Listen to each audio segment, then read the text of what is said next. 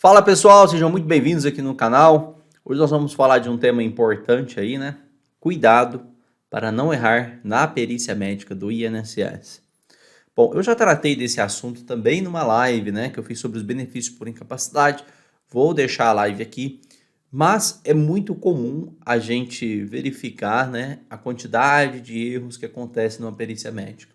Se você não sabe, as perícias médicas do INSS sofreram uma drástica alteração, né? Então, antigamente você levava toda a documentação, embora eu digo que é sempre importante você levar os documentos no dia da perícia, porque caso necessite lá, tá? Então, hoje o perito, ele foca exclusivamente, tá?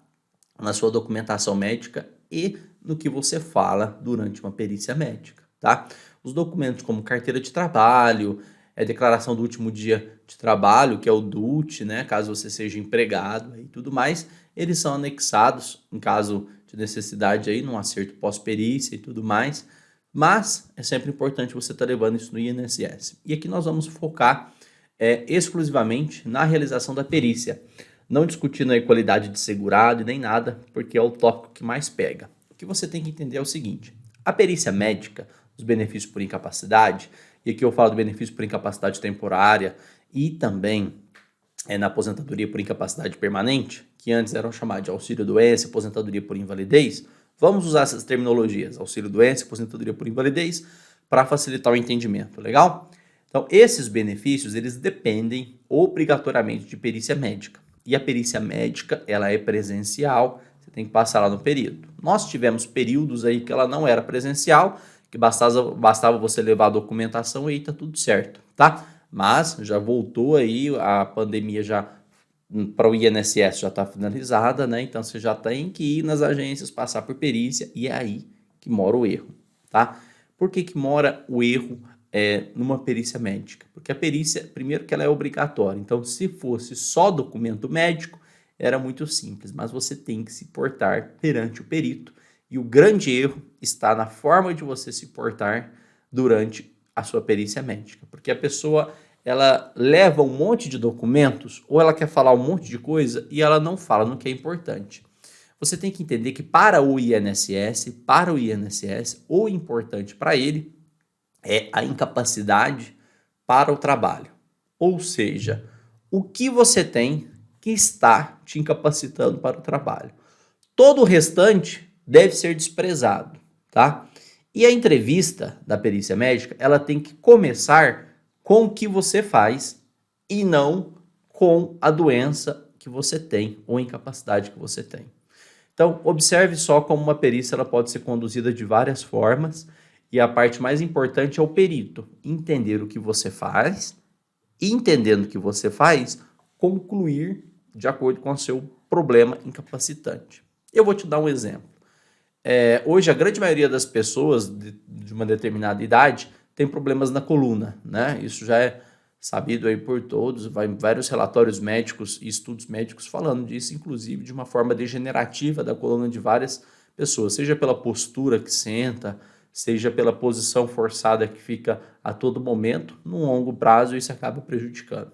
O fato é que, em muitas situações, essas dores na coluna incapacita o segurado, em outras situações não incapacita. E o que vai ser determinante para incapacitar ou não incapacitar? A atividade que essa pessoa desempenha e o quanto ela depende dessa coluna para desempenhar essa atividade.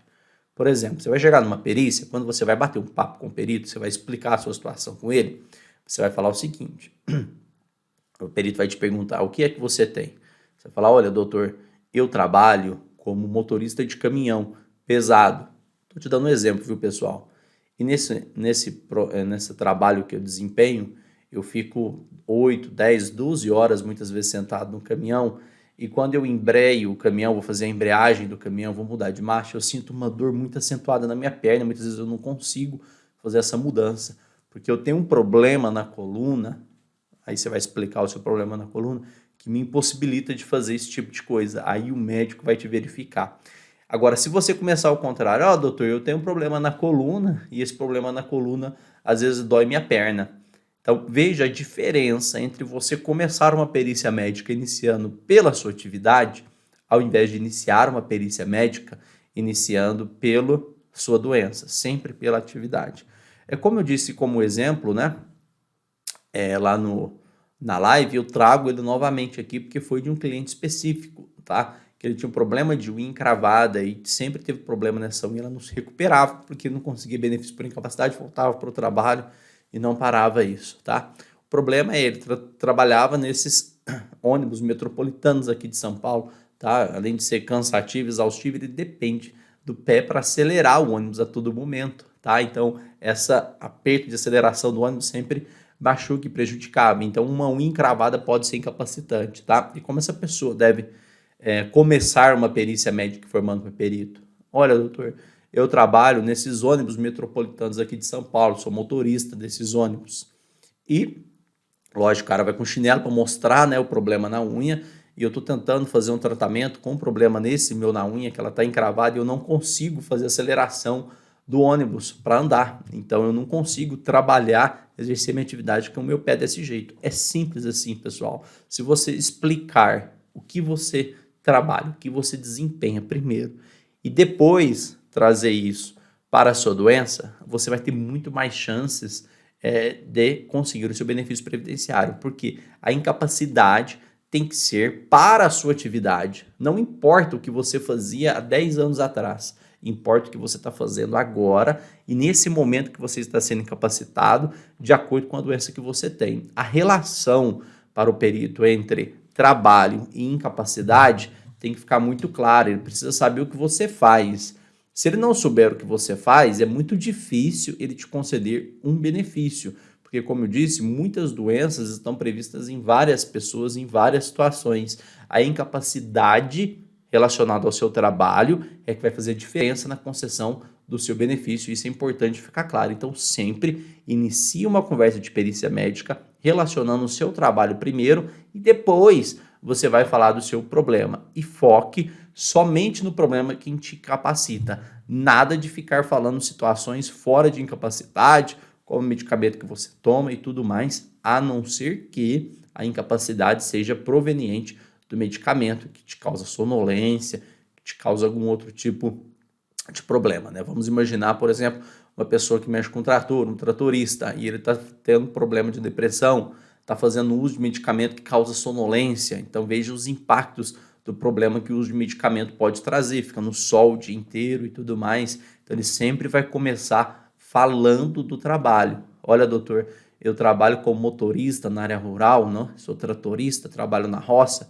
fico no sol o dia inteiro e eu comecei a desenvolver problema de depressão. O problema é que eles me passam esse medicamento que eu estou tomando e eu fico com muito sono.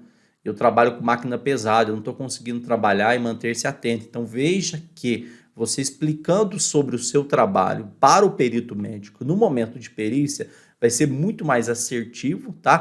Do que você falar simplesmente o que você tem ou o que você não tem, tá bom? Vem com a gente que amanhã, sexta-feira, tem Papo Previdenciário. Até lá, tchau!